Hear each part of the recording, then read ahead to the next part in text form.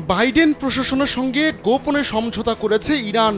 সম্প্রতি অনুষ্ঠিত হয়ে যাওয়া নির্বাচনে ইতিহাস গড়ে হোয়াইট হাউসে ফিরেছেন ডোনাল্ড ট্রাম্প।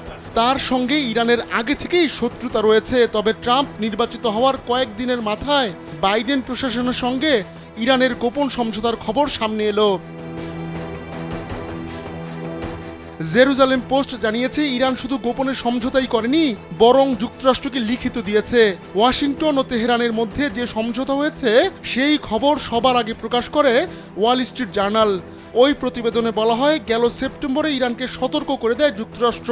ওয়াশিংটন জানায়, ট্রাম্পের ওপর যে কোনো হামলা তাদের সর্বোচ্চ জাতীয় নিরাপত্তা অগ্রাধিকার ইস্যু, আর তিনি হামলার শিকার হলে তা হবে যুদ্ধ ঘোষণার শামিল। স্যান্ডেলিনা সো, রূপচর্চায় আভিজাত্য।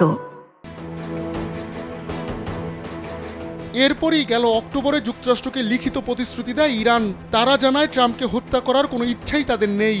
যদিও গেল সপ্তাহে ইরানি এক ব্যক্তির বিরুদ্ধে অভিযোগ গঠন করেছে যুক্তরাষ্ট্র।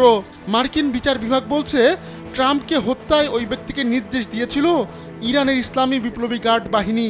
তবে ইরান দেশটির বিরুদ্ধে ওঠা এমন অভিযোগ সরাসরি নাকচ করে দিয়েছে।